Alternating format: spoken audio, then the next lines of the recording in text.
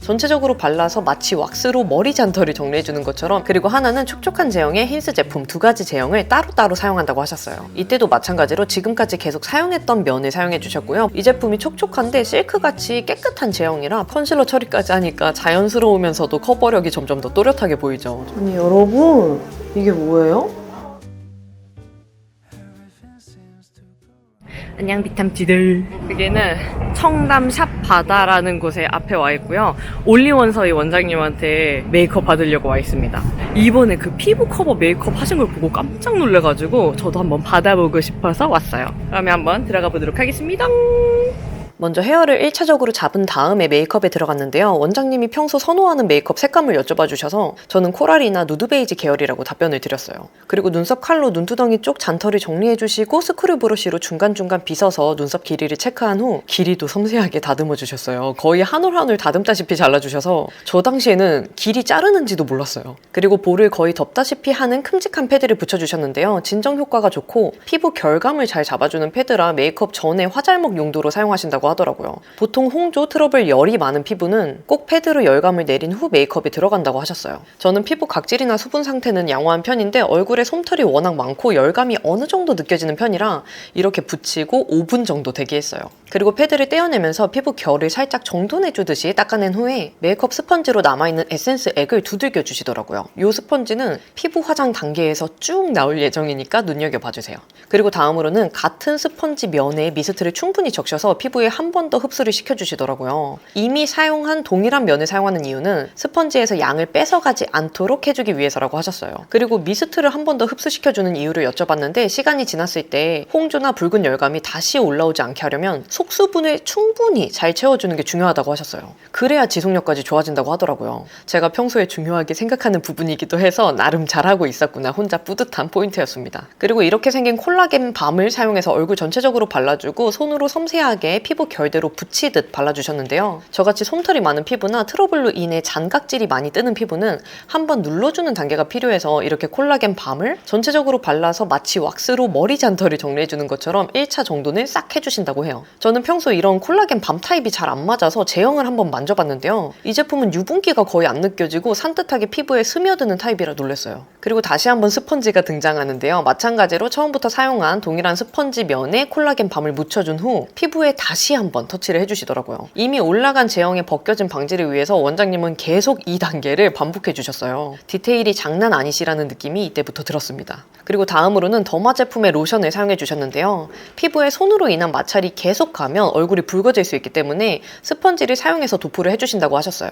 이때도 마찬가지로 동일한 면으로 사용해 주셨고요. 기초 과정은 많아 보이지만 소량을 사용해서 수분을 채워주는 과정이라고 하시더라고요. 속 피부는 채워주고 겉에는 결만 잘 잡아주듯이 남겨주는 게 메이크업 전 스킨케어의 포인트라고 하셨어요. 그리고 이렇게 로션이나 크림 제형을 사용할 때는 반투명하고 적당히 묽은 타입을 사용해준다고 하셨는데요. 이런 제형들이 피부에 흡수된 후에도 어느 정도 유분감을 유지해준다고 하시더라고요. 반면 각질이나 트러블이 있는 피부는 메이크업 전에 너무 무겁고 크리미한 제형을 사용하면 적합하지 않다고 하셨습니다. 그리고 저는 프라이머를 사용하면 더 효과가 잘 나타나는 피부 타입이라 프라이머를 사용해주는 게 좋다고 하시더라고요. 하나는 굵직한 제형의 아워글라스 제품, 그리고 하나는 촉촉한 제형의 힌스 제품 두 가지 제형을 따로따로 사용한다고 하셨어요. 먼저 굵직한 제형의 아워글라스 프라이머를 손에 소량 묻혀서 모공 커버해줄 부위 좁은 영역에만 가볍게 발라준 후에 스펀지를 사용해서 그대로 펴 발라준다고 하시더라고요. 이때도 마찬가지로 지금까지 계속 사용했던 면을 사용해 주셨고요. 포인트는 손에 힘을 다 빼고 펴준다는 느낌으로만 발라준다고 하셨어요. 그러면 이렇게 한번 깔아준 상태에서 다음으로는 촉촉한 제형의 힌스 프라이머 제품을 사용해서 한 번 더 얇게 모공을 메꿔준다고 하셨어요. 이렇게 두 가지를 따로 쓰는 이유를 여쭤봤는데 굵직한 제형을 사용해서 먼저 모공 구멍을 메꿔준 후에 얇은 제형을 사용해서 겉에 방패를 한 번 더 씌워준다는 느낌으로 사용한다고 하시더라고요. 그리고 파운데이션을 바를 때는 컨실러 제품과 믹스해서 사용해 주셨는데요. 먼저 파운데이션은 저도 요즘에 너무 잘 사용하는 VDL 파데를 사용해 주시더라고요. 그리고 부위별로 컬러를 다르게 사용해 주셨는데요. 눈 밑에는 생기가 돌게 해주기 위해서 위쪽에 있는 핑크빛이 도는 컬러를 사용해 주셨고 볼 쪽에는 홍조나 붉은 컬러를 잡기 위해서 옐로우빛이 도는 컬러를 사용해 준다고 하셨어요. 그리고 컨실러는 한스킨 제품을 믹스해서 사용해 주신다고 하더라고요. 이 제품은 커버력이 우수하고 질감이 되직한 편이라 소량만 믹스해서 사용하신다고 해요. 브러쉬를 사용해서 볼 쪽 붉은 부위부터 커버를 시작해 주셨는데요.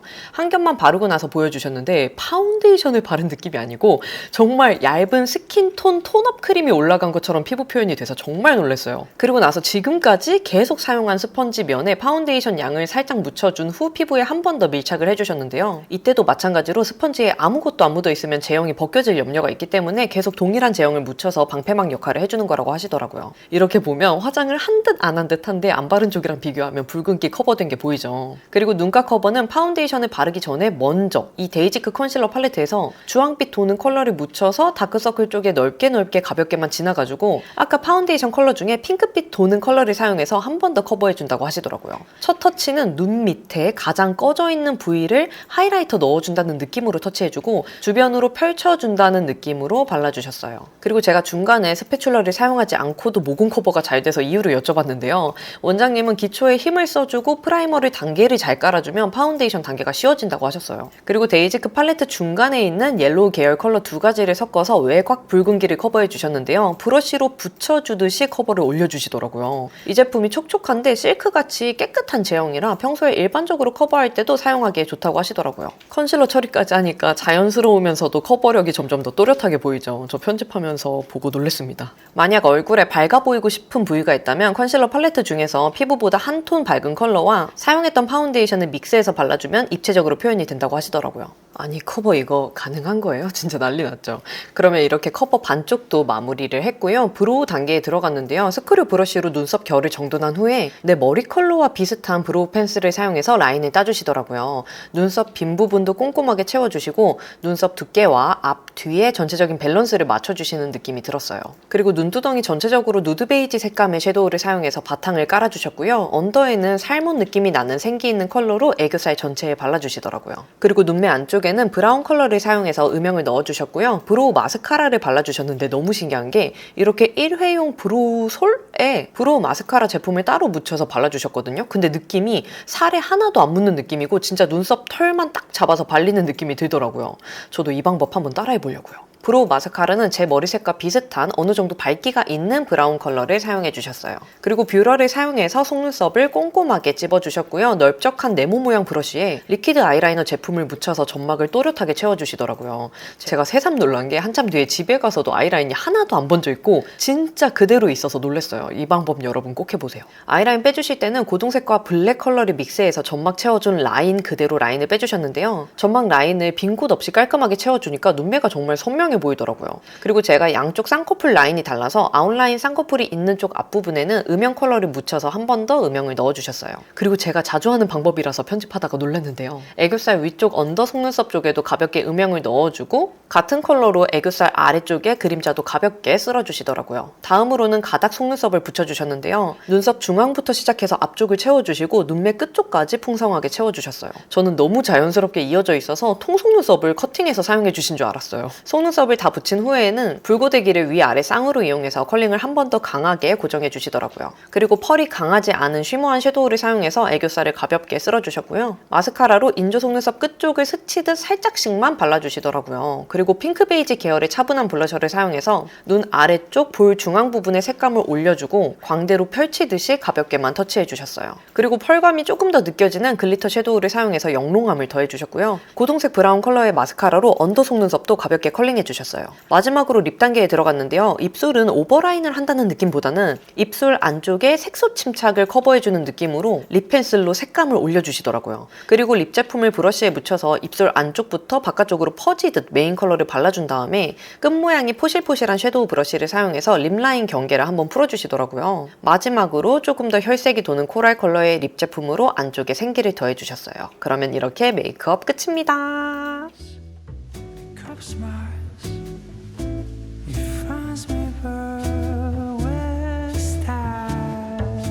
아니 여러분 이게 뭐예요? 베이스 영상을 보긴 봤는데 제 피부에 올렸을 때 이런 질감일 거라고는 생각을 못 했거든요. 이 살결이 비치는 텍스처가 두께감이 많이 느껴지지가 않아요. 컨실러 믹스해서 사용해주신 방법들 저도 한번 따라해가지고 꼭 연습해 보려고요. 진짜 베이스 맛집 인정입니다. 그러면 우리는 다음에 더 유용한 영상으로 만나요. 안녕!